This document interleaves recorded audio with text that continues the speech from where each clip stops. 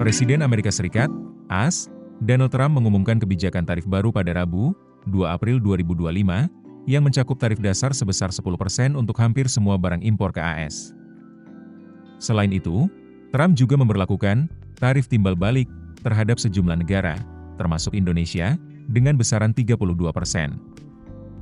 Menanggapi kebijakan tersebut, Presiden Prabowo Subianto telah menyiapkan 3 langkah strategis untuk menghadapi dinamika perdagangan global dan menjaga ketahanan serta optimisme ekonomi Indonesia. Deputi Bidang Diseminasi dan Media Informasi Kantor Komunikasi Kepresidenan, PCO, Nodi Valdrino menyatakan, bahwa ketiga strategi ini mencerminkan kesiapan Indonesia dalam menghadapi tantangan ekonomi global. 3 strategi tersebut adalah memperkuat hubungan dagang internasional, mengoptimalkan potensi sumber daya alam, dan meningkatkan konsumsi dalam negeri. Salah satu kebijakan utama yang diambil Presiden Prabowo dalam memperkuat hubungan dagang internasional adalah memperluas jaringan mitra dagang Indonesia. Dalam minggu pertama setelah dilantik, ia mengajukan keanggotaan Indonesia dalam BRICS, Brasil, Rusia, India, China, dan Afrika Selatan, kelompok ekonomi yang mencakup 40% perdagangan global. Langkah ini bertujuan untuk memperkuat posisi Indonesia dalam perdagangan internasional dan meningkatkan peluang ekspor.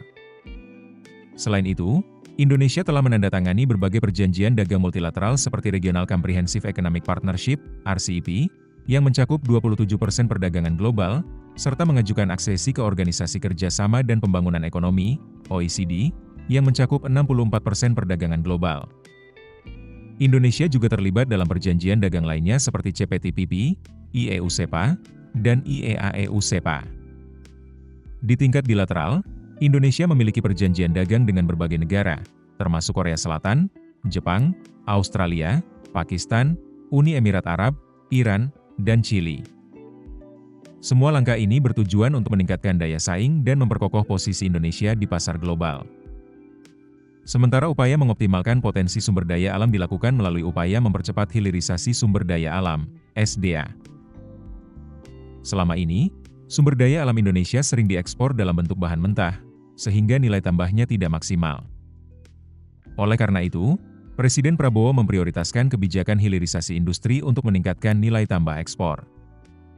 Sebagai contoh, ekspor nikel dan turunannya meningkat dari hanya 3,7 miliar AS dolar pada tahun 2014 menjadi 34,3 miliar AS dolar pada tahun 2022 berkat kebijakan hilirisasi. Untuk mempercepat hilirisasi, pada 24 Februari 2025, Presiden Prabowo meluncurkan Badan Pengelola Investasi, BPI, dan antara yang bertugas mendanai dan mengelola proyek hilirisasi di sektor-sektor strategis seperti mineral, batu bara, minyak bumi, gas, perkebunan, kelautan, perikanan, dan kehutanan. Dengan langkah ini, Indonesia tidak hanya meningkatkan daya saing ekspor, tetapi juga mengurangi ketergantungan pada investasi asing, menciptakan lapangan kerja baru, dan mendorong pertumbuhan ekonomi berbasis sumber daya alam yang berkelanjutan. Adapun, upaya memperkuat konsumsi domestik dilakukan melalui berbagai program yang langsung menyentuh kesejahteraan rakyat.